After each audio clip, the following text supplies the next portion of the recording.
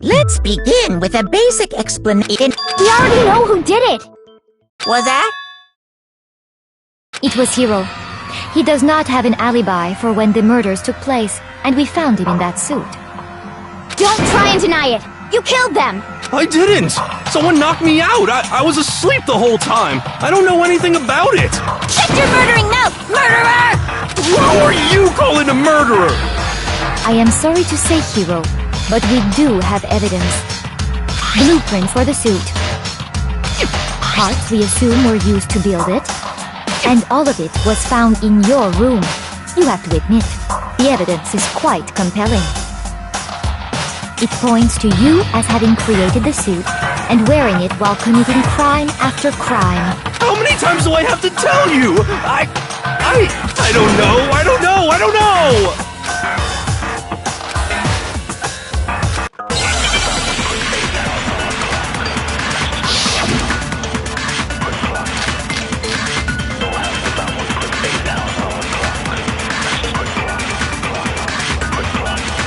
Everything we found in your room.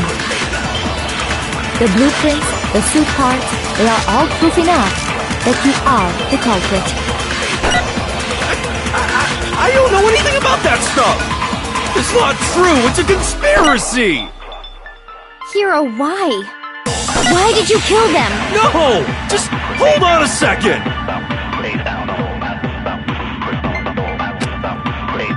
Everything we found in your room. The blueprints, the suit parts that you are. It's not true! It's... Hiro, why? No! Just hold on a second! Everything we found in your room. The blueprints, the suit parts, they are all proof enough that you are the culprit. It's not true! It's... Hiro, why? No! Just hold on a second! Everything we found in your room. The blueprints, the suit parts, they are all proof enough that you are the culprit. It's not true! It's... Hiro, why? No! Just hold on a second! Everything we found in your room. The blueprints, the suit parts, they are that you are. It's not true! It's... Hiro, why? No! Just hold on a second! Everything we found in your room. Shoot!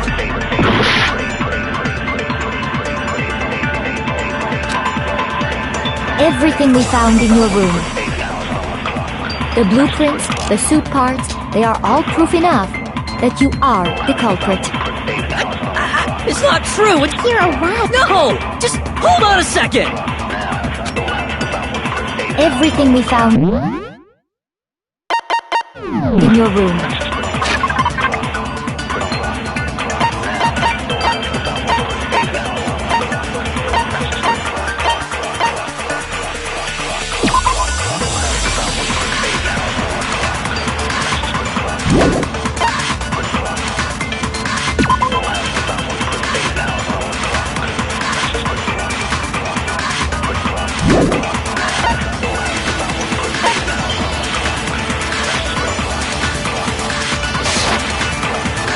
The blueprints, the suit parts, they are all proof enough.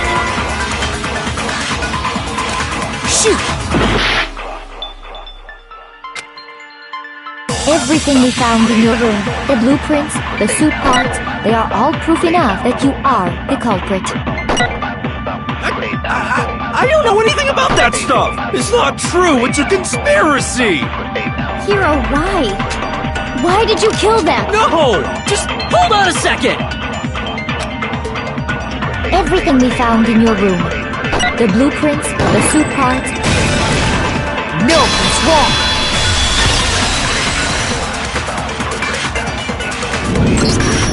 Are we sure Hiro really made those blueprints?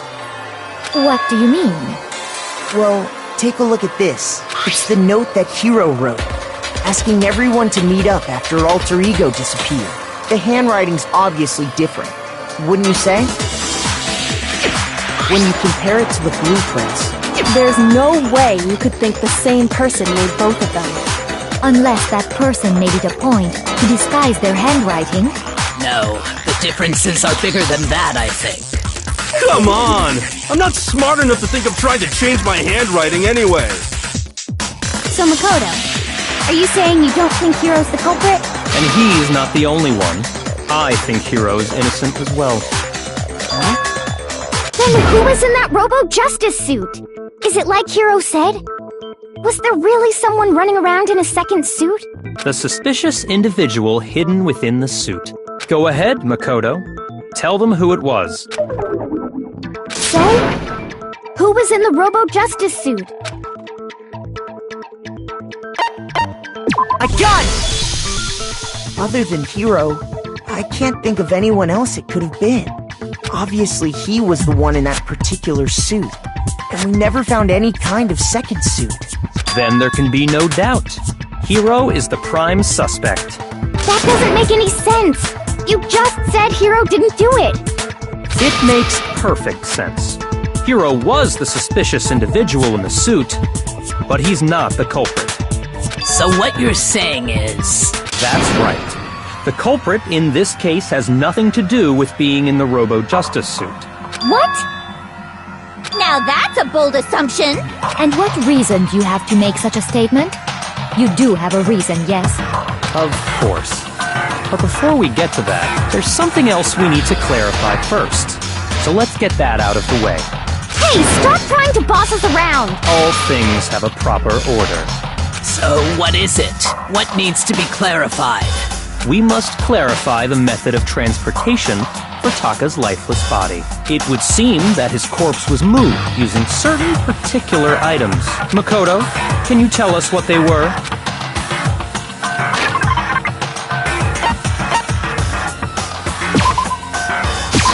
I got it!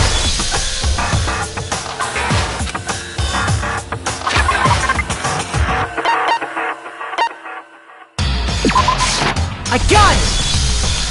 They were So, let's see if I can explain. Taka's body disappeared from the equipment room, and then we rediscovered it in the repository. And when we found it for the second time, it was wrapped in a blue tarp, right? It was the same tarp that up until then was stored in the equipment room. So the killer must have seen it there and decided to use it when they moved Taka's body. That way, they wouldn't leave any bloodstains while they were moving it. Okay, that explains the tarp. And the dolly? Same thing. I'm sure the dolly was in the equipment room when we first found Taka's body there. But when the body disappeared, so did the dolly. Later, when Taka's body reappeared in the repository, so did the dolly. In other words, you think they used the dolly to move the body, am I right? But are you sure you are not mistaken? Huh? Are you absolutely positive the dolly was in the equipment room when we found Taka's body? That dolly was made specifically for moving large objects between the repository and the art room. It would be very strange indeed to discover it had made its way to the equipment room. Is it not possible that it was in the repository all along, and you simply didn't realize it? She's raised an objection. How do you respond? There is no shame in being wrong. Nobody expects much from you anyway. We have all accepted the fact that you rarely understand what is going on around you.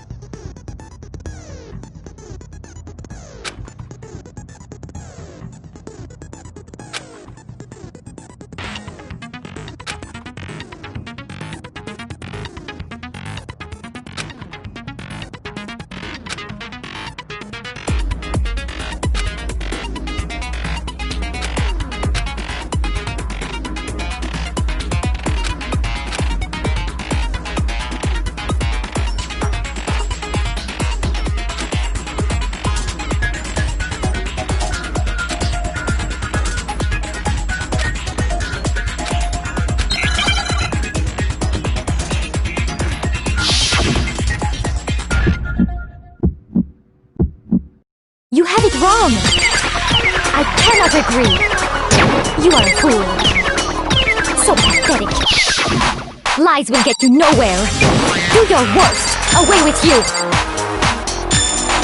You miserable wretch. I cannot agree. You are a fool. Lies will get you nowhere. Do your worst, you miserable wretch. You had it wrong. I cannot agree. You are a fool. So pathetic. Lies will get you nowhere. Do your worst. I cannot agree. This should prove it.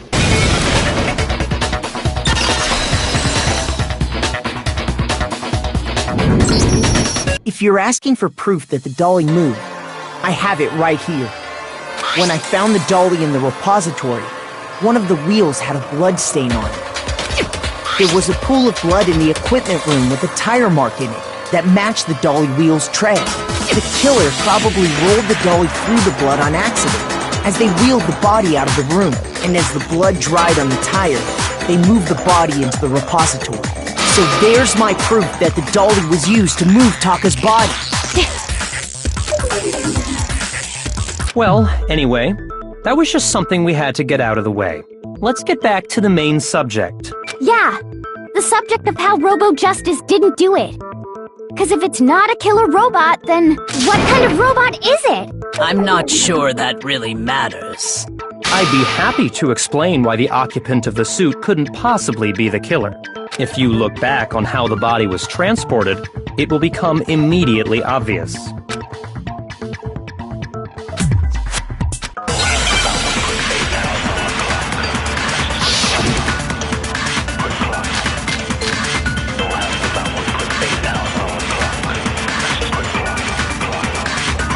As we know, Taka was killed in the equipment room. And from there, the body was moved to the repository. Yeah, the culprit wrapped the body in the tarp, then loaded it onto the dolly and wheeled it off, right? Now, keep in mind that the dolly doesn't have a handle. Well, yeah, but even without a handle, all you'd have to do is bend over. Shoot! As we know, Taka was killed in the equipment room. And from there, Yeah, the culprit then loaded it onto... now, keep in mind, Well, yeah, all you'd have to do is bend over. No, it's wrong!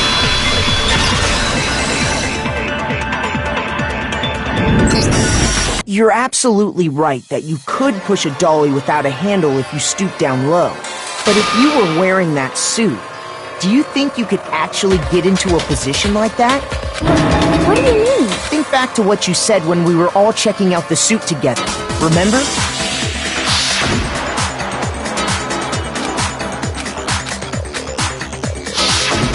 When you're in that suit, not only can you not see your feet, but you can't even bend at the waist. Am I right about that? Now that you mention it, yeah. it seems like it'd be awfully hard to push that dolly if you couldn't bend over. Well, what's to stop you from simply pushing the dolly with your feet? When you can't even see your feet? You really think someone could kick the dolly all that way? Yeah, it'd be totally impossible! Not that I can say for sure myself. On top of that, if you were wearing such a rigid, cumbersome suit, it's very unlikely you would have the dexterity to go about wrapping the body in a tarp. Well, I mean, isn't that just a matter of taking off the suit when you're ready to move the body?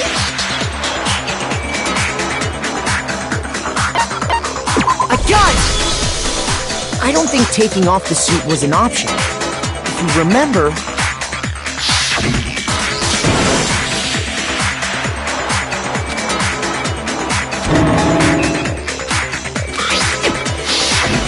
That's true.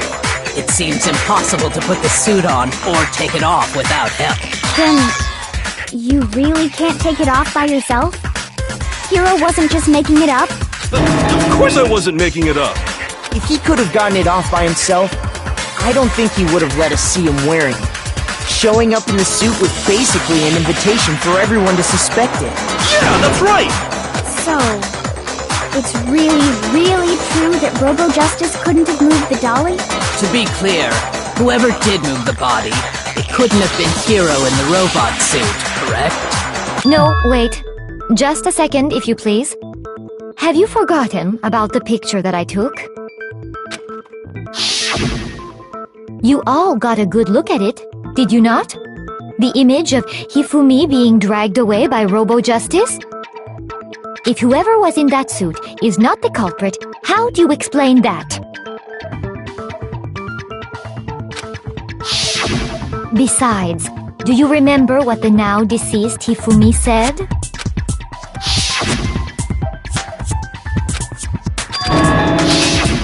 So long as those facts exist, the proper conclusion is beyond question. The individual inside the suit and the culprit are one and the same. It was Hiro, without a doubt. Yeah, that's gotta be right. Hold on a second! It's still far too early to reach that conclusion. Besides, there's no hurry to decide who did it. Before we rush to a verdict, shouldn't we explore every single possibility? Instead of seizing on one viewpoint, the truth is uncovered by analyzing things from every angle. Perhaps, but where do we go from here? Let's review this series of unfortunate events from the beginning. Maybe we'll uncover something new. What a pain in the ass! I don't disagree, but our lives are on the line. If this is what it takes, we have to do it. Plus, maybe we'll get to find out where the heck Kyoko was when everything went down. All right then, let's take another look back at what happened. I suppose we could start with this morning. 4 of us gathered together in the dining hall. Makoto, Hina, Kyoko, and myself. We waited there for quite a while, but nobody else showed up, so we went to look for everyone. That was around 8 a.m. And as soon as we split up, Kyoko went missing. Soon after that, Hina found Celeste in the rec room and quickly came to get Makoto and me. It seems I was unconscious for about an hour after I was attacked by my mystery assailant. I know it was an hour because I remember being attacked a little after 7. That was when we saw Celeste's picture and discovered that her assailant had been wearing a strange costume. As it turns out, it was Robo-Justice. It also soon became clear that this same Robo-Justice had abducted Hifumi. We were soon joined in our search by Byakuya and Toko, and then went on to find Hifumi in the library. He was injured, so we took him to the nurse's office and resumed our search for the suspect. But not long after leaving the nurse's office...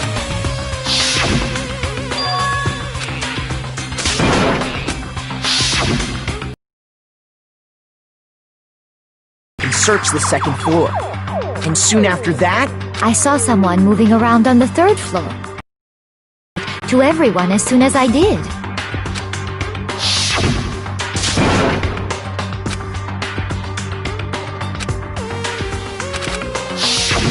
and then...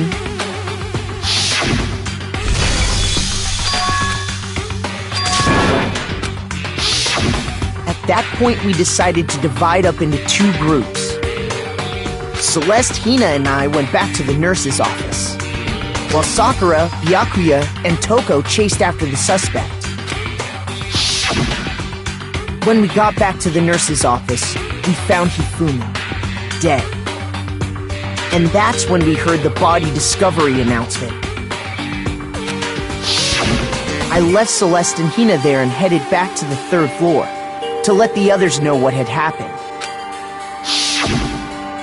Meanwhile...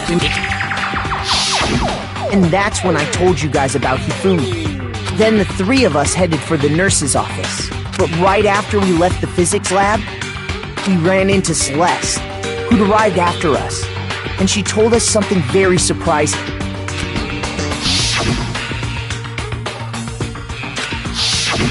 We rushed back to the nurse's office and saw that she was right. Then we remembered we'd left Toko passed out in the equipment room, so we hurried back again.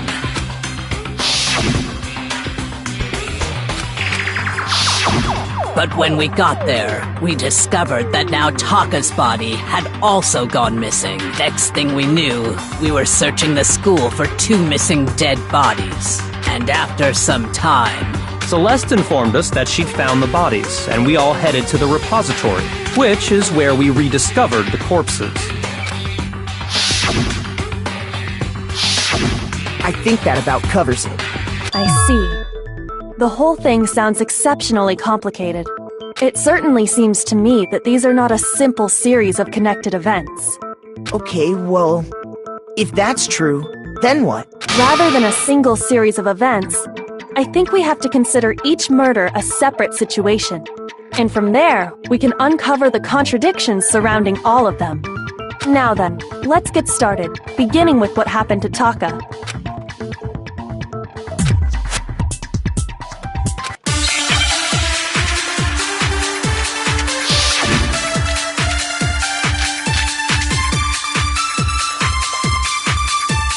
So, regarding Taka's death, I wonder if he died before Hifumi. Or perhaps it was after? We already know what order they were killed in. Taka came last. what makes you say that? Because of the numbering of the Justice Hammers. It's true that Hifumi was killed, but just while Taka's death came from a... See? So it's obvious Taka came after. So, regarding I wonder if he died or perhaps it was after. We already know what order they were killed in. Shoot! So, I wonder if or perhaps it was we already know Taka came last. What makes you say that? Because of the numbering of the Justice Hammers. Shoot! So, regarding Taka's death, I wonder if he died before Hifumi, or perhaps it was after?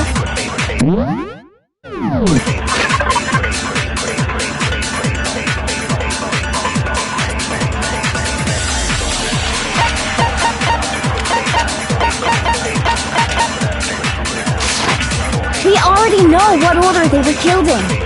Taka came last. What makes you say that? Because of the numbering of the Justice Hammers. It's true that Hifumi, while Taka's death... See? So it's obvious Taka came after. So, regarding Taka's death, I wonder if he died before Hifumi, or perhaps it was after? We already know what order they were. Taka came last. What makes you say... Because of the numbering... It's true that Hifumi, while Taka's death... See? So it's obvious Taka came after.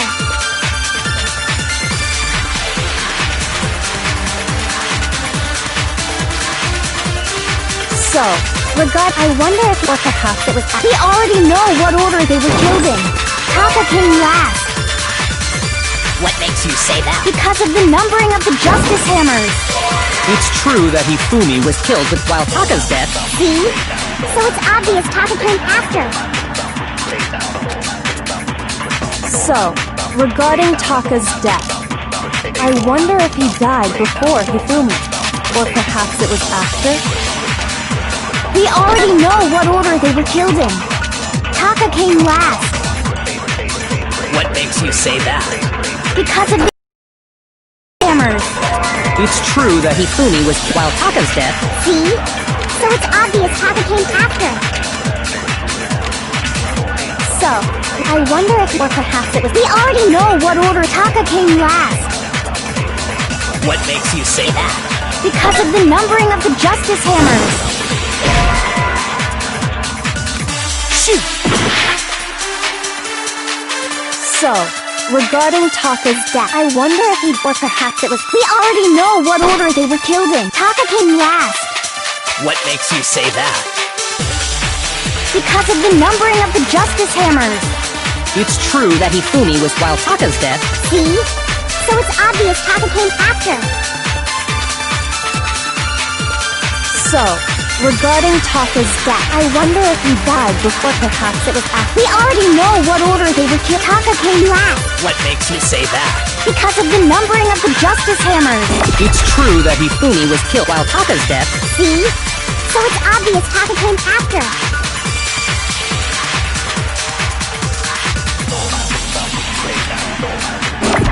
So, regarding Taka's, I wonder if he died, or perhaps it was after? We already know what order they were killed in. No, it's wrong!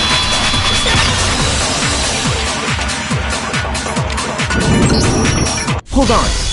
There's no reason to assume that the hammers were used in the same order as their numbers. If anything, that's just another way the killer tried to disguise their actions.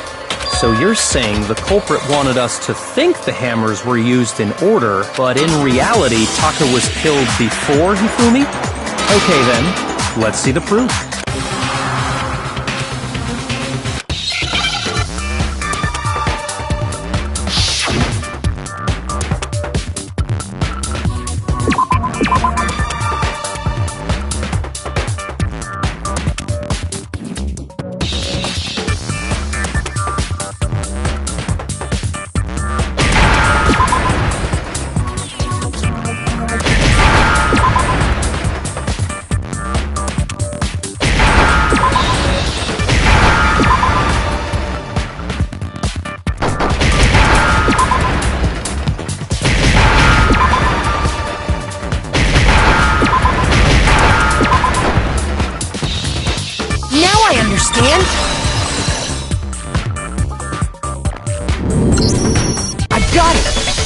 Wristwatch.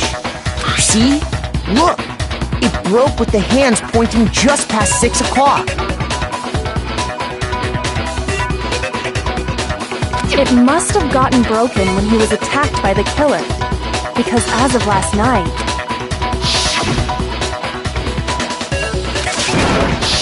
So if it wasn't broken after 6 last night, then he must have been attacked around 6 this morning.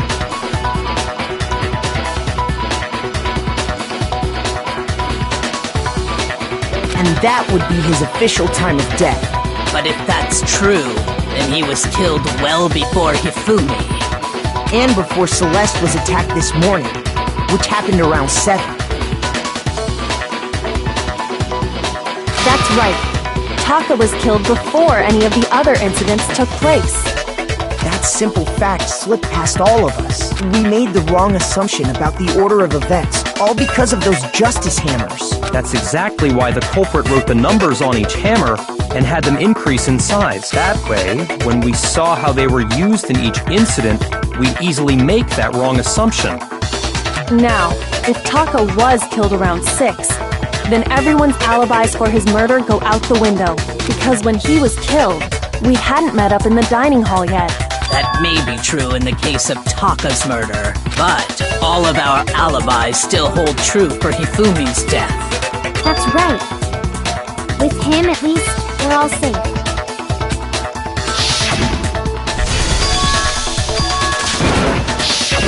When we heard Hifumi screaming, we were all together. Except for Hiro and Kyoko. Then we all ran down to the nurse's office, and that's where we found his body. That's totally true! We're all in the clear! Oh, I know! They must have recorded him screaming on a tape or something, then played it later on! If that's true, where's the tape? I don't know. Don't just go making stuff up! Anyway, we all have rock-solid alibis for when we heard Hifumi scream. Since all of us were there together, clearly none of us could have killed him. And it does not stop there. There was also the moment when we discovered his body had disappeared. When his body vanished from the nurse's office, Hina and I were in the bathroom together, while everyone else was in the equipment room, correct? And then there's the disappearance of Taka's body from the equipment room. At that time, we were all gathered together in the nurse's office because of Hifumi going missing. Well, don't forget, I was passed out in the equipment room the whole time. Wait, then what if Genocide Jill did it? She could have dragged Taka's body out of there right then! Even if she could pull that off, there's no way she could have done the same with Hifumi's body. Because, as we just established, she was passed out in the equipment room when his body disappeared. Besides, I didn't do either of them anyway. In other words, it is impossible that any of us could have killed Hifumi or moved either of their bodies. On the other hand, Hiro and Kyoko had disappeared, so they most certainly could have done those things. For now, we can't get fixated on who did it, or we'll just keep going around in circles. So instead of who, I propose we start talking about how. In particular, I think we need to figure out how Hifumi's body got moved. That's true. We searched everywhere, but we couldn't figure out how to explain his body disappearing. And according to what Celeste said,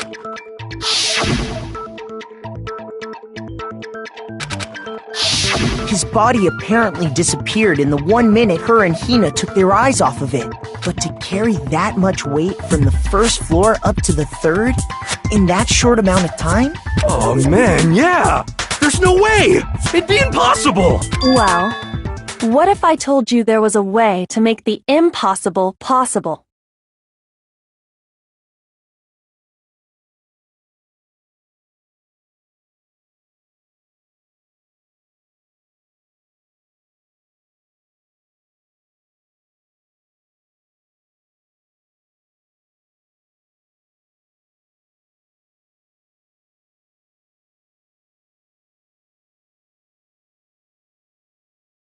What? How? If the dead body were to move itself.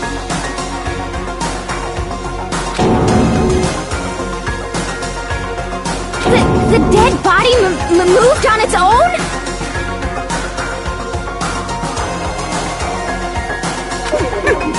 No!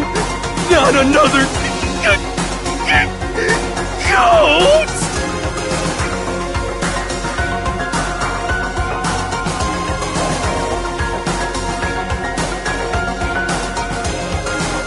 I don't think it has anything to do with the occult. I think what she's implying is...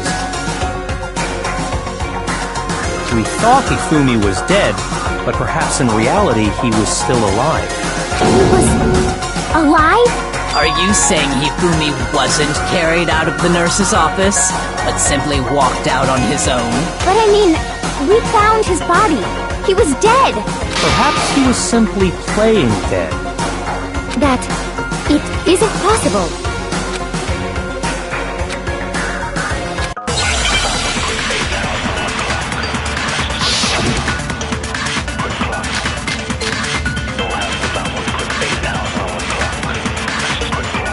Are you saying that when we first found Hifumi in the nurse's office, there's a chance he was actually...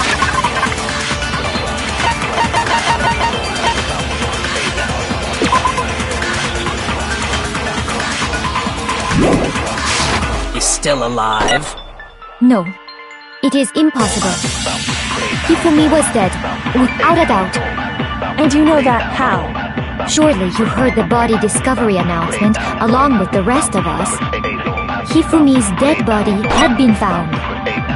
And that is why the announcement was made. Are we really so sure? Maybe the announcement was intended to signal someone else's discovery. Are you saying that when we first... there's a chance he... No, Hifumi was dead, and you know that. Surely you heard the body, but Hifumi's dead, and that is... Are we really so sure about that? Maybe the announcement was intended to signal someone else's discovery. Are you saying that when we first... There's a chance he was actually still alive? No, it is impossible. Hifumi was dead, without... And you know that how? Surely you heard the body discovery announcement. Hifumi's dead body had been found. no, it's wrong.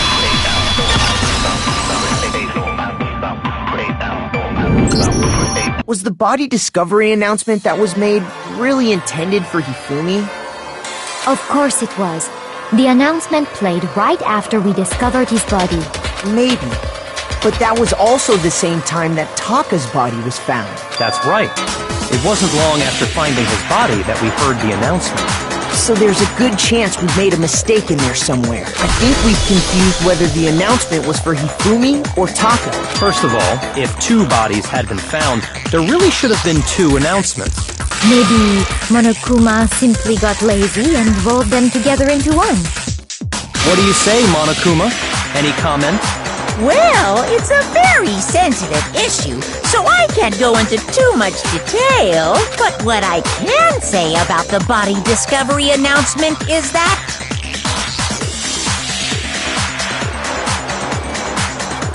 it's only brought broadcast when 3 or more people find a dead body for the first time? That didn't answer our question, man. We're asking if you're a lazy bum. No, actually, that was plenty.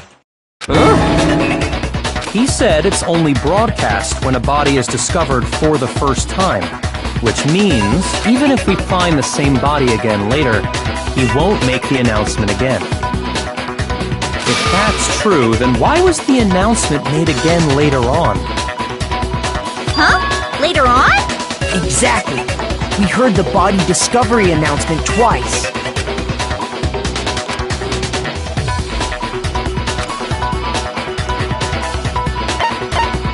I got it! We heard it a second time in the repository, when we rediscovered the 2 bodies.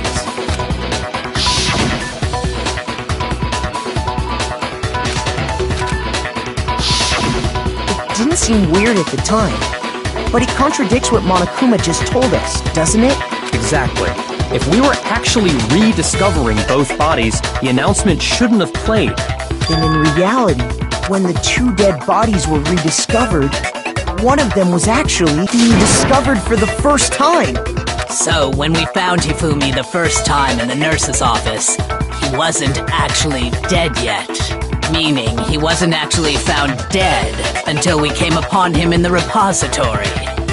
And that's just part of it. There's one other thing that leads me to believe he was still alive in the nurse's office. Oh, I know! Because he was super good at playing dead! Bada bing, bada boom! That is the worst logic I have ever heard. But honestly, I do not think there's anything that can prove he was still alive. Okay then, let's take another look at the events surrounding the discovery of his body.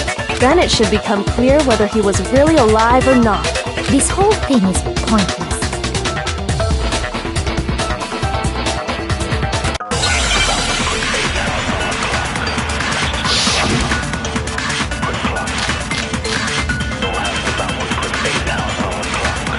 Well, here's one thing we do know.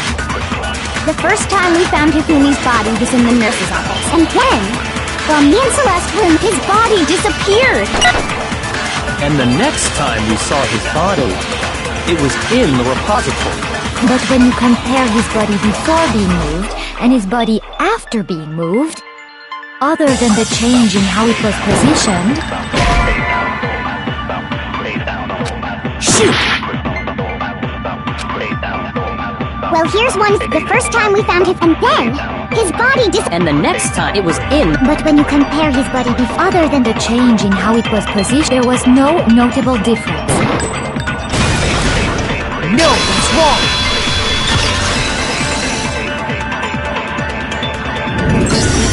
In fact, there was one clear difference between Hifumi in the nurse's office and the repository. His glasses. That fact alone proves that he was only playing dead in the beginning. Perhaps you'd like to fill the rest of us in? When we found Hifumi in the nurse's office, his glasses were covered with blood. But when we found him again later in the repository, they were spotless. And I found the item he used to wipe them clean in the nurse's office trash can.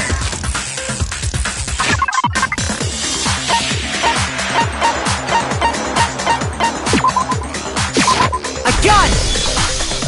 It was a glasses cleaning cloth featuring a certain cartoon mascot. One look at the bloodstain on the cloth should make things clear.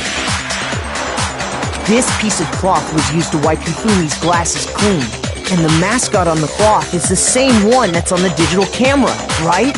And whose digital camera was it? the character was Princess Piggles from Demon Angel Pretty Pudgy Princess, I think. I highly doubt anyone but Hifumi would have brought something like this to school. I see your point. And the only people here who wear glasses are... I wouldn't be caught dead using a tacky piece of garbage like that. A few tissues is all I need to keep my glasses clean. Then there's no question. It belonged to Hifumi. So what you're saying is... What exactly? What I'm saying is, The blood on his glasses was wiped away using his own glasses cleaning cloth. Even if that is true, it does not mean he wiped the blood off himself. But who would benefit from a clean pair of glasses other than the glasses owner? That's a good point. And it must have been him, right? So let's assume that Hifumi was still alive in the nurse's office. He pretends to be dead. Then when he's alone, he wipes his glasses clean so he can see. Then he stands up and walks out on his own 2 feet. And with that, the impossible task of moving his copious corpse becomes possible, wouldn't you say? But then, if he was just pretending to be dead, what was with all that blood? Was it paint or something? The fridge in the nurse's office contains packs of blood for emergencies. He probably used one of those. He figured if he was gonna play dead, he should go all out, so he just dumped it everywhere! But he got crazy with it and had to wipe his glasses off when he was done! Oh, what an idiot! And if Hifumi was still alive at that point, the disappearance of Taka's body is easily explained. It should be perfectly obvious who must have moved Taka's corpse. I got it! It could only have been Hifumi. While we were all gathered in the nurse's office, he went to the equipment room and took Taka's body. That also explains how the door to the repository got locked. The door was locked? Well, after the bodies disappeared, we all went looking for them, right? So me and Sakura headed for the repository. But when we got there, the door was locked. And the repository door can only be locked from the inside. Which means when Hina and Sakura got to the repository, someone was already inside. And it could only have been Hifumi, who just finished stashing Taka's body there. He convinced us all he was dead, and when he saw his chance, he dragged Taka's body to the repository. So, Hifumi wasn't just another victim in this case. He was one of the assailants. But that means he took part in the murders. I just can't believe it. If you're having trouble, would you like me to show you one more piece of evidence? There's more? Oh, absolutely. The single biggest fact pointing to his involvement has yet to be revealed. You know what I'm talking about, right, Makoto? The item he took off of Taka's lifeless body?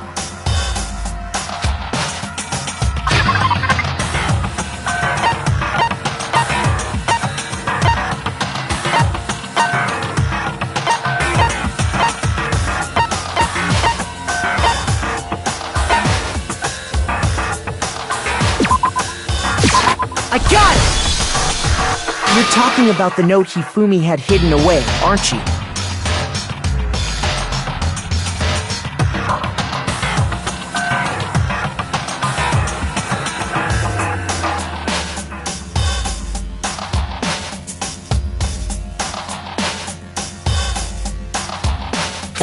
Hidden note? That's right. We found it stuffed in his pants. What? In his pants? Yes, his pants. Okay, well, forget about the pants for now. Take a look at what the note says.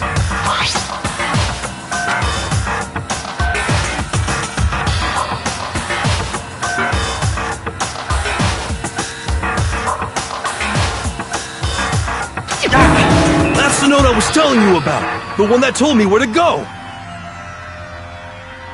Huh? Wait, this one's a little different. In my note it said, Monokuma can't find out, so don't tell anyone else for now. Let's meet in the rec room at 1 a.m. See, then this note isn't the same one Hiro got. It's not the same?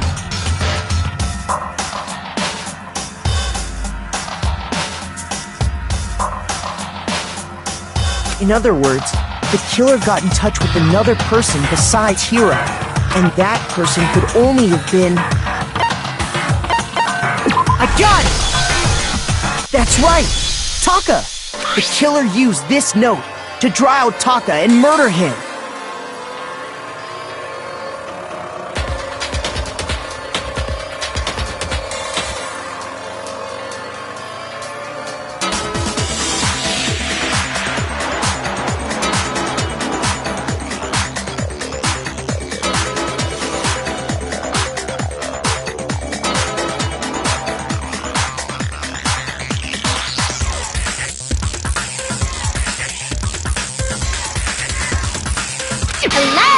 over here! Objection! Objection! I don't really understand what's going on, but Hifumi had that letter, right? So whoever wrote it wasn't drawing out TikTok, they were drawing out Huffy!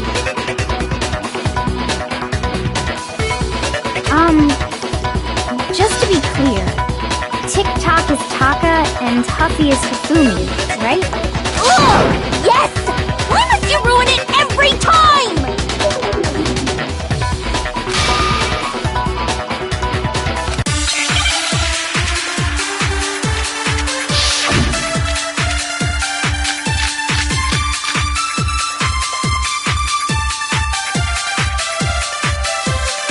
Huffy had the note, right? Then the person it was intended for must have been Huffy! But remember what the note said. What time did it say to meet? 6 a.m., I believe. The time doesn't matter! The note has nothing to do with TikTok!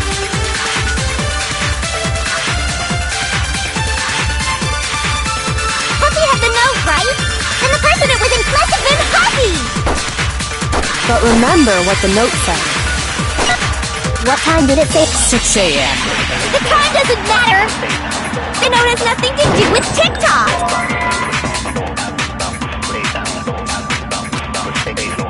Huffy had the note, then the person it was must have been Huffy! But remember what time did it say to me? 6 a.m. The time doesn't matter! The note has nothing to do with TikTok! No, it's wrong!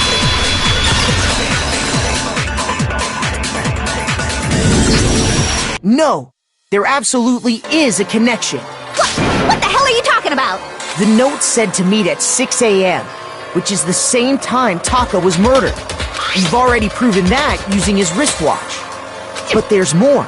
Look where the note says to meet. The equipment room, right? Which is where Taka was killed. I see. So, Taka was murdered at both the time and place written in the note. I think that should be plenty to show that this note was definitely meant for Taka. Well, when you put it like that... No further objections! Then someone used that note to trick Taka. Just the same as me. The culprit really is a cold-blooded monster. Telling people they found a way out. But if they gave the note to Taka, what was Hifumi doing with it? Stuffed down his pants, no less! Most likely, Hifumi stole it off Taka's corpse after he died. He stole it? Where's your proof? Go ahead, show us.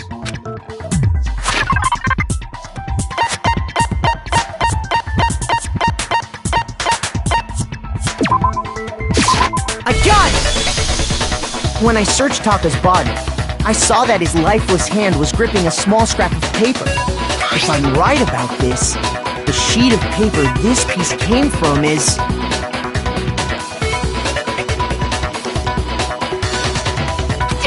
I knew it! It fits perfectly with the note we found hidden on Hifumi. Then Taka's scrap and Hifumi's note. Yup, they're from the same piece of paper. Hifumi had the note meant for Taka, while Taka's corpse still grasped a small piece of that note. There's only one way to explain it. Taka died clutching the note. Hifumi tried to free the note from its death grip.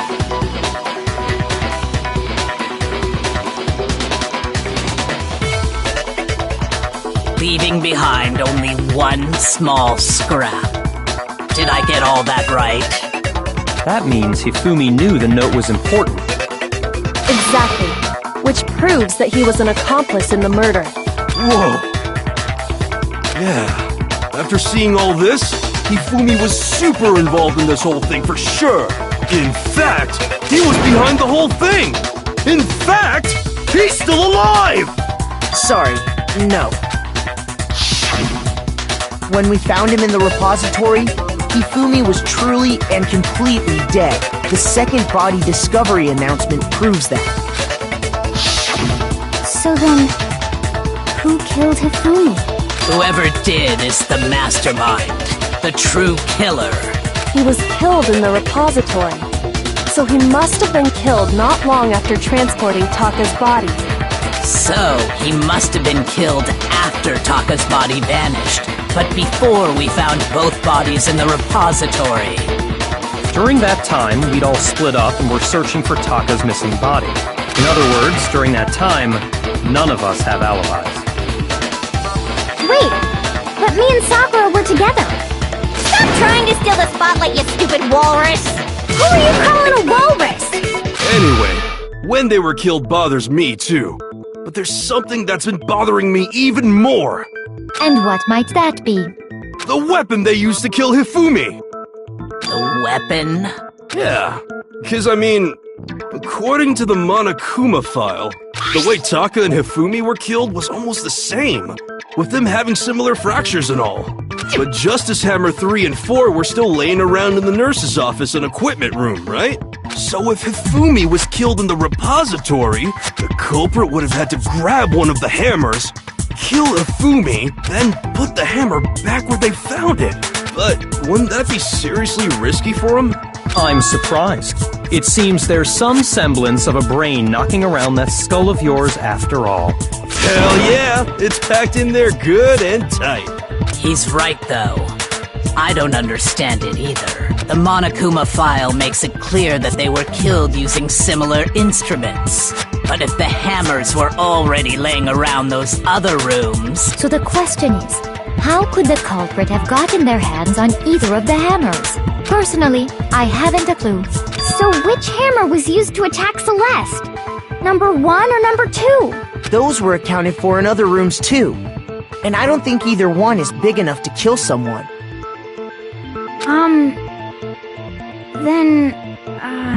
Is it not possible they used a different weapon? I don't think it is possible.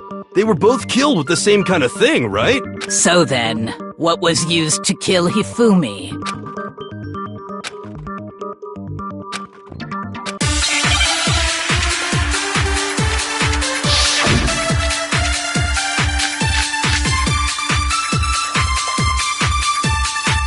What was used to kill Hifumi?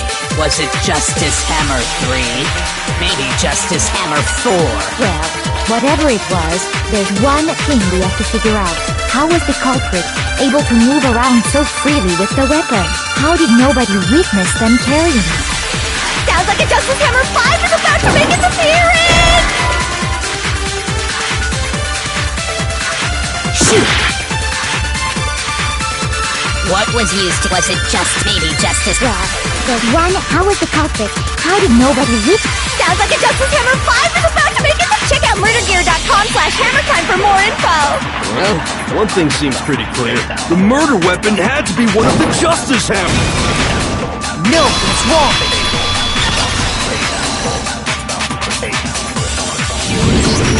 The murder weapon wasn't a Justice Hammer at all.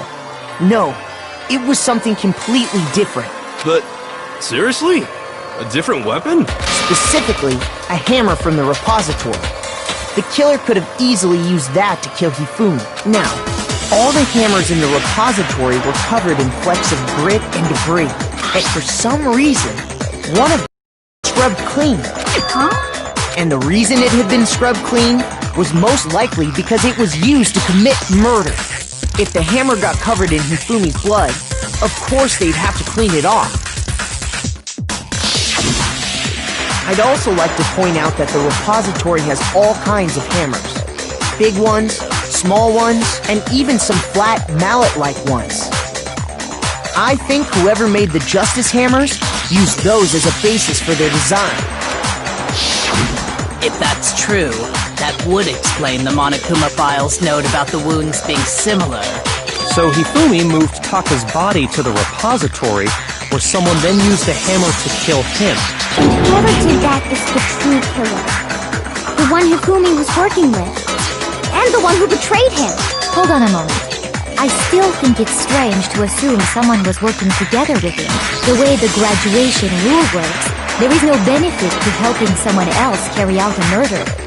So the idea that anyone would work together like that is simply ludicrous. We talked about this, did we not?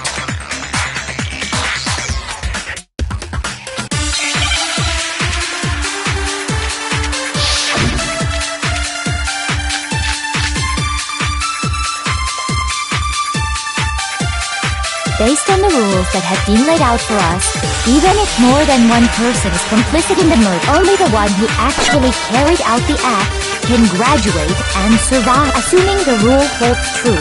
It is simply impossible that two people work together on this. That is how the rule was explained. But that only really applies if there's one murder. In this case, however, there were two murders.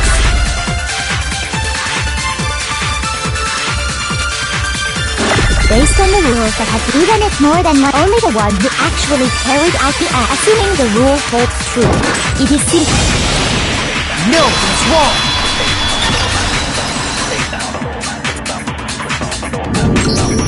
Since there were two murders, it's at least plausible that more than one person was involved.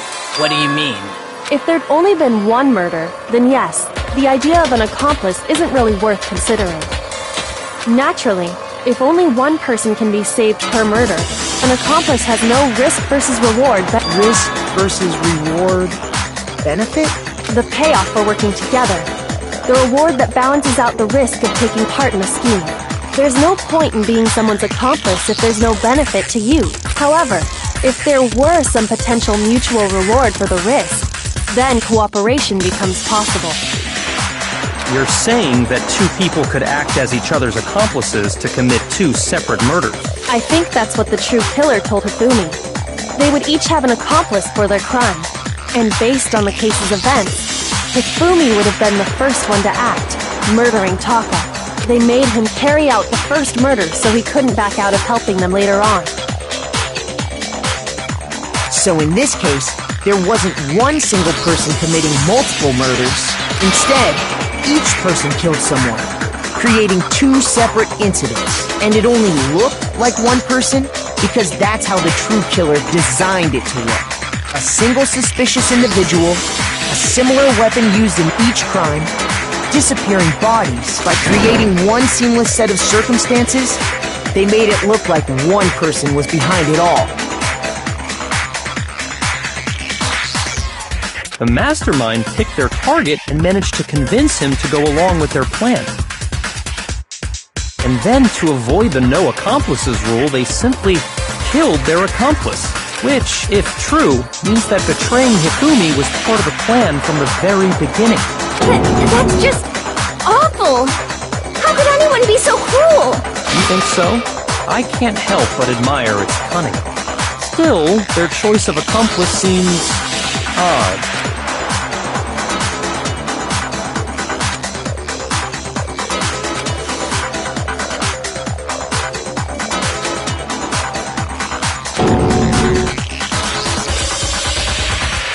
Understand how an accomplice could be involved.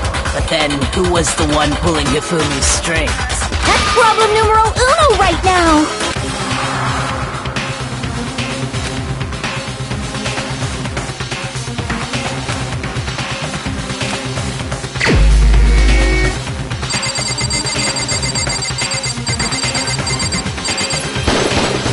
Here's my answer! It was Celeste. So I'm the suspicious individual now, am I? I really do hate this kind of joke. A joke? I wonder. So what you are saying, then, is that I specifically chose to work together with Hifumi. The idea that I would choose to spend any amount of time interacting with him, that I would go within 10 feet of that shit for brains, that lazy, worthless, goddamn idiot! Pardonnez-moi. Just to be clear, there is evidence to support it. Is that so? It is. Throughout the investigation, there was certain behavior that was common only to the two of you. Considering what we've learned so far, it only further proves that the two of you were working together.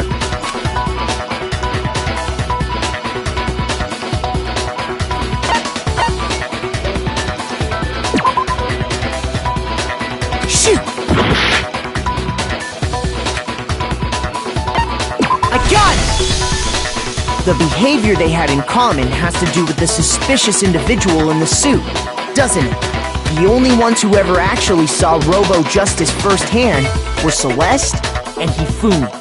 Shush, the adults are talking now. Sorry. As he said, only Celeste and Hifumi ever laid eyes on the costumed individual. If we accept that Hifumi was one of the culprits, we can't help but suspect what Celeste has said as well. Are you saying everything they told us was a lie?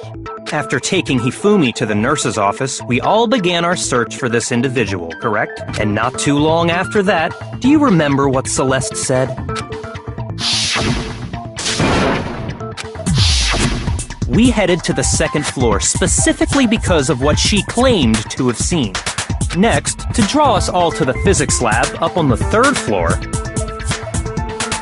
She let out a blood-curdling scream. and when we'd all come to see what was wrong, what was it she said?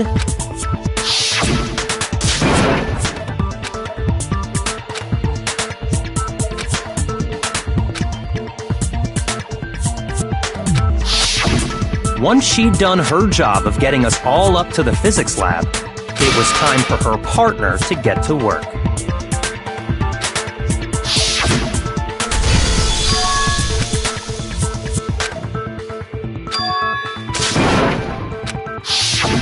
It was to get us to divide into two groups. So that we would discover both bodies at the same time? In fact, Celeste was precisely the one who proposed that we split up.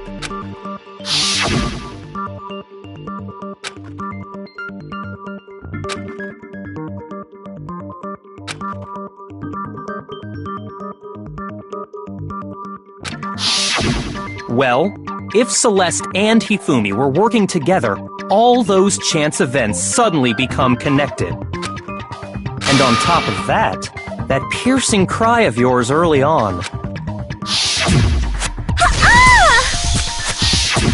That was to signal Hifumi, wasn't it?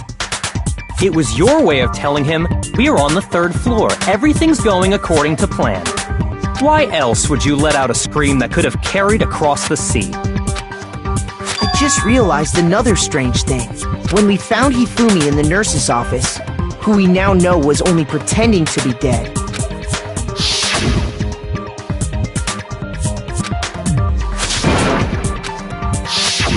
Celeste, you were the first one to say he'd been murdered. You wanted to make sure we wouldn't have any doubt in our minds. I don't believe it! Everything! The whole thing was one big act! Hina, you were with Celeste when Hifumi's body disappeared, right? Yeah. I was feeling kinda sick, so Celeste took me to the bathroom. Wait! Then that was... She wasn't worried about you. She just saw a chance to help Hifumi sneak out of the nurse's office. Each piece isn't much by itself, but start putting them together and the picture gets very ugly indeed. Wouldn't you agree, Celeste? I have no idea what you mean. Don't bother trying to deny it. You made one fatal mistake. Oh, did I? I didn't even catch it myself when you first said it, but looking back, I can say that that one little slip-up was your undoing. I'm talking about what you said after Hifumi's body disappeared and we returned to the nurse's office.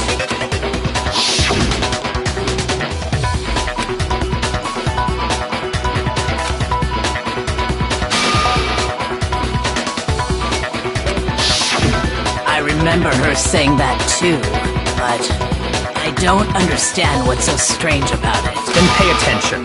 Sakura, Toko, and I were first to discover Taka's body in the equipment room. Then Makoto showed up and told us Hifumi had been killed, so Sakura and I left with Makoto. Once we were in the hall, we ran into Celeste, and the four of us headed to the nurse's office. Now, the entire time we were together, none of us said anything about Taka being dead. Think about it. Celeste's comment doesn't make sense. It was completely out of place. Yeah, I see what you're talking about. Although I don't really get what it means. You hear that, Celeste? Everyone's having some trouble understanding. Could you repeat what you said? If you're really not the culprit, you shouldn't have any problem repeating it, right?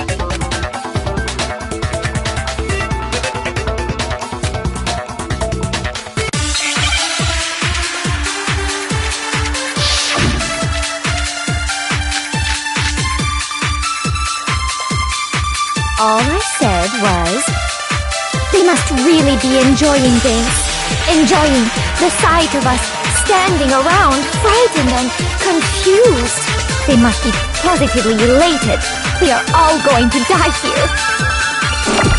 We are going to die, just like those guys died. And that is all I said. And that's all it takes to finish this. What was so strange about Celeste's comment?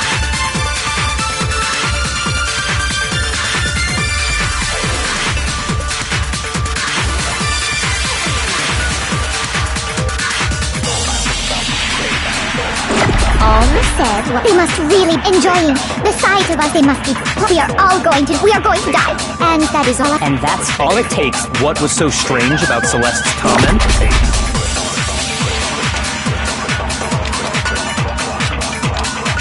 All I said, they must really enjoying the sight of us. They must be. We are all going to die here. We are going to die, just like the. Nothing's wrong.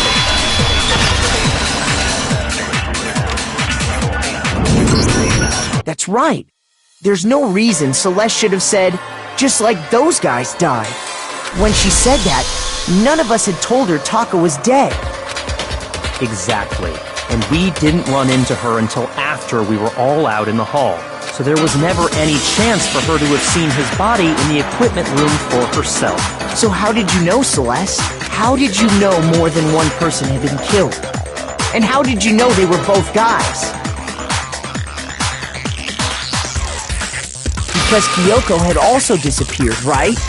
So she could have been dead too. You all have such vivid imaginations. You know that? Imaginations? You claim that I was lying when I told you about the suspicious person I saw. Then what about the picture I took? How do you explain this picture of the costumed villain dragging Hifumi away? It has to be some kind of setup, right? So let's put the suit on, and then she used the camera's timer to set up the picture. Have you so quickly forgotten? You are the only one who could have possibly fit into that suit. Plus, I happen to know that this particular camera does not have a timer. In other words, it is an unassailable fact that this is a picture of Hifumi being dragged away. If everything I told you was a lie, how can this picture exist? Simple. Are we sure that's really a picture of the suspect dragging Hifumi away? What could you possibly mean by that? Surely there are other explanations than the one you've offered up. No, there is no other explanation.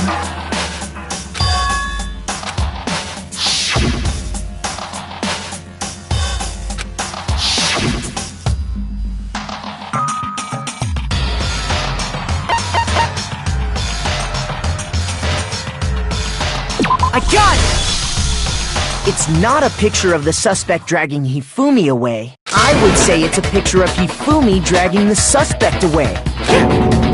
That's certainly within the realm of possibility. The one being dragged off in that picture isn't Hifumi, but the person in the robot suit. We've simply been led to believe that it's the other way around. And the strange costume might only exist to lead us astray even farther. If you saw someone wearing something like that in this situation, of course you'd notice and be suspicious. That's what happened! You put me to sleep and made me out to be the bad guy in all this! Such a thing is utterly impossible. Hifumi was dragging him away? Ridiculous. Is it? I don't think it's ridiculous at all. Then shut your mouth and allow me to educate you.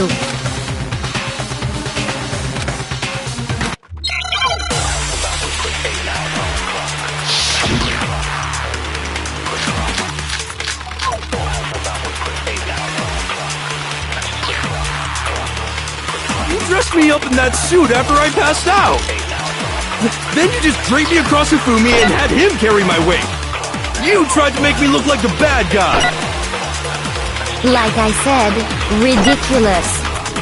As you can see in the picture, the suspect is standing perfectly upright. If the person inside the suit was unconscious.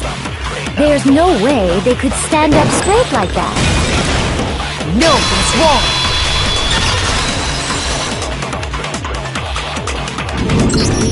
No. Even if the person inside the suit were unconscious, they could still stand up like that, because that Robo-Justice suit had a certain characteristic.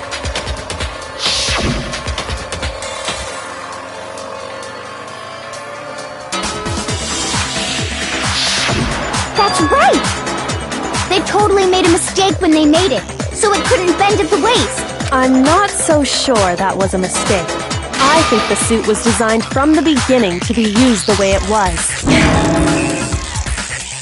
Celeste and Hifumi took the suit they'd specially designed and stuck Hiro into it. That's how they were able to fake that whole thing. The point of it all was to make us believe whoever was in the suit was to blame. Well then, I suppose this is checkmate. Checkmate?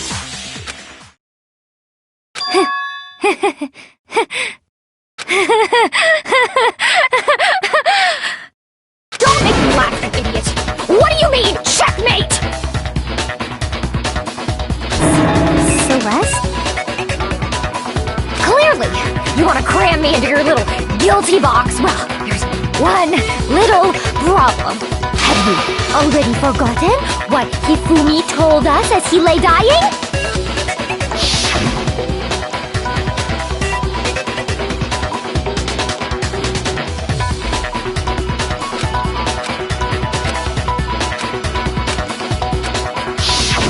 When we asked him who had attacked him, his answer was quite clear, was it not?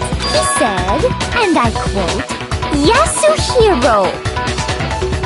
In other words, Yasuhiro Hagakure! Wait, but my name isn't really Yasuhiro. It's actually Taro. Your confusing statements don't make any sense. You're only making things more complicated. He did say Yasuhiro, but are we sure he was really pointing the finger at Hiro? What the hell are you talking about? I'll burn you alive!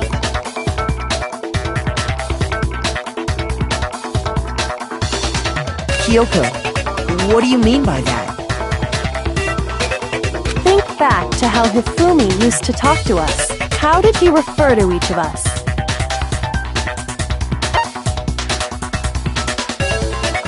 I got it!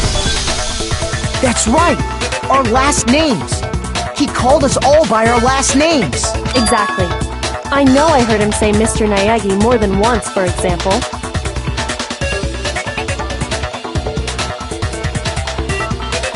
So if Hifumi did mean to say Hiro's name, he would have said his last name, Hagakure.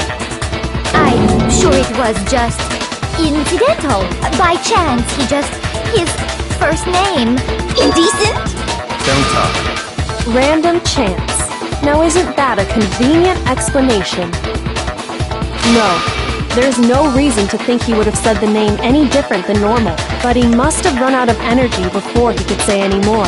So Hifumi was trying to tell us the last name of whoever killed him? But the name he said doesn't apply to anyone here. Well, no. Hold on. There's one person it could apply to, and that's Celeste. She never actually told us what her real name is. What did you just say? To think you'd take your false accusation so far, I don't know whether to laugh or spit! Come on! Enough with your idiotic blather! Yasuhiro is a loser's name! Do I look like a loser to you? Well, do I? What? I think I've earned the right to be a little on edge. Okay, then fill us in. What's your real name? Fine! Make sure your ear holes are wide open and listen up! My real name is Celestia Ludenberg. Could you please stop making me repeat myself over and over again?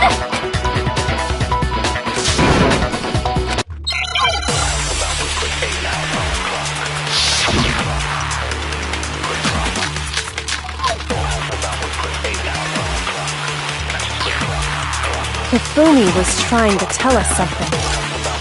He wanted us to know the killer's last name. Yasuhiro. If there's one person here who might have that last name. It would have to be you, Celeste.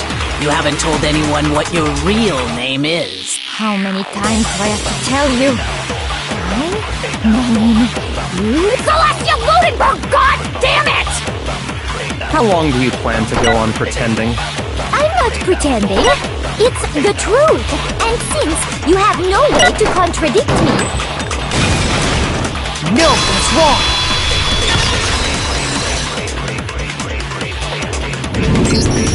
That's it! The handbook! What? Anytime you turn your handbook on, it shows the owner's name when it boots up, right? Monokuma told us all about it before.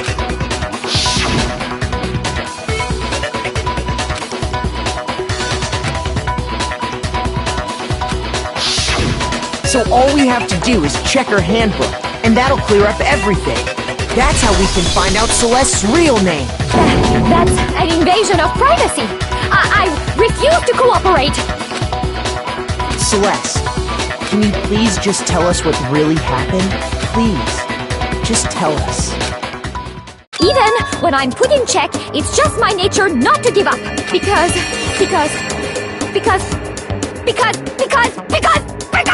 until the game's over, you never know what might happen. Fine then. Let me settle it. Let me go over the case again, from the beginning, and shed light on all your crimes. And that'll bring everything to an end.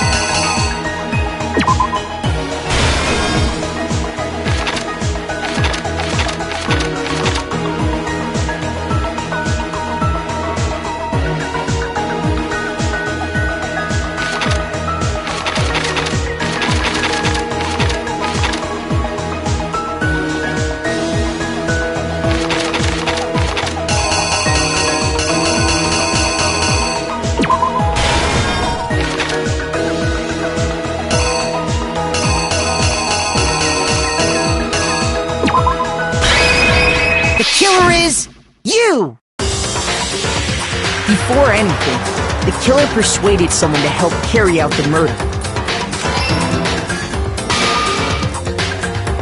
Hifumi, with an accomplice, the killer was able to execute a number of otherwise impossible schemes.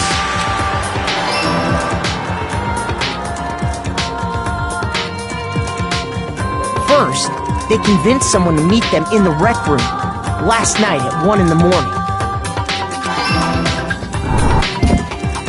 That someone they met with was Hiro. The murderous duo intended to pass Hiro off as the prime suspect, so when they met up with him, they drugged him, knocked him out, and stuffed him into the Robo-Justice suit.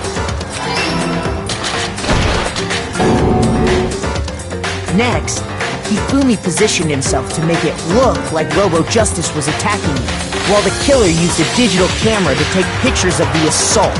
They did all this just to create evidence that would put the suspicion on Hiro. When they were done with him, they shoved him, still unconscious, into the pool room locker. And then finally, at 6 a.m., they moved into the murder phase of their plan. They called Taka to the equipment room.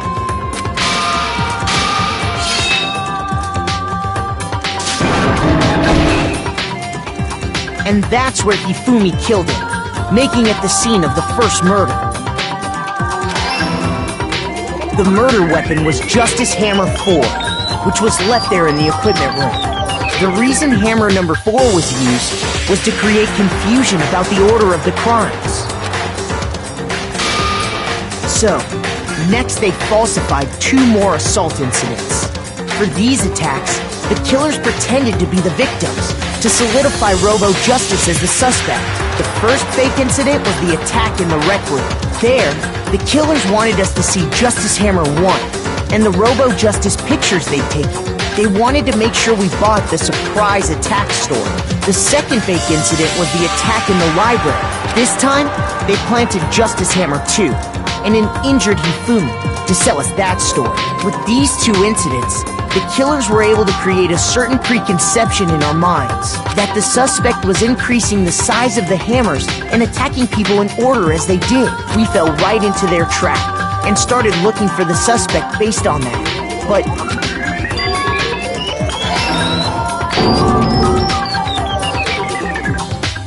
while we did that, we left Hifumi alone in the nurse's office. This was exactly what Hifumi was hoping for. Took a blood packet from the refrigerator and Justice Hammer 3 and turned the room into a crime scene in which he himself had apparently been brutally murdered. He let out a scream to draw us back, and when we returned, that's what we found. Meanwhile, the other group that had been out searching found Taka's body at the same time. So when we heard the body discovery announcement, we naturally assumed it was for Hifumi.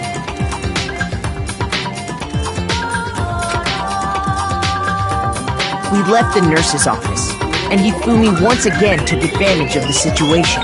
He simply got up and made his escape. When we learned his body had disappeared, we all rushed back to the nurse's office, and once again, Hifumi had the chance he was waiting for. This time, he snuck into the equipment room.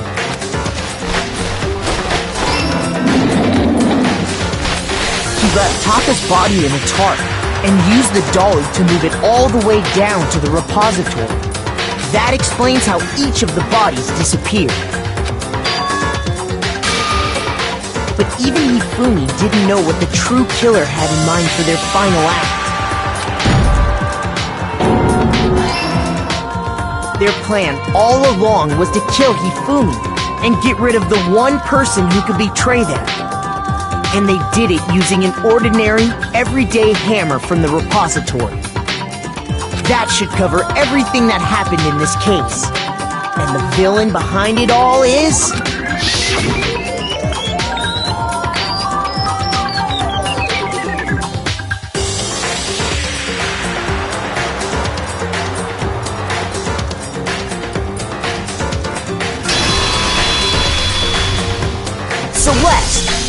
sorry.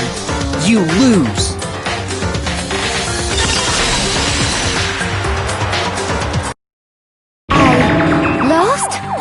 I lost? When was the last time I was forced to utter such words?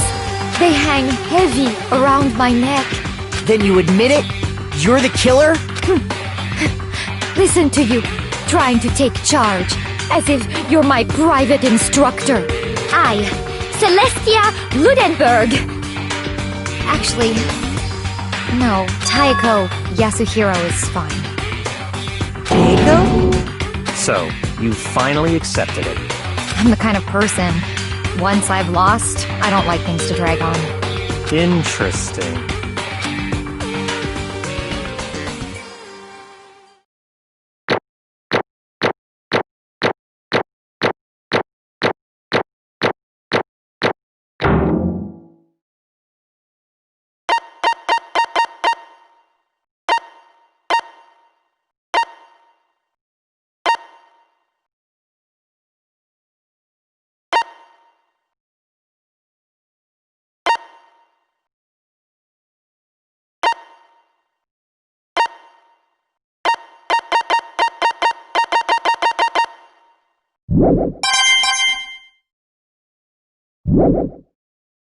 Okay, Monokuma.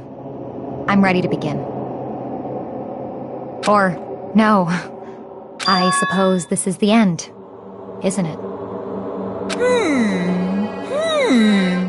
It is indeed the moment we've all been waiting for. Time to vote, okay? Okay. If you would, please locate your lever and cast your vote. And when the votes are tallied, who will become the blackened? Will you make the right choice or the dreadfully wrong one? What's it gonna be? What's it gonna be?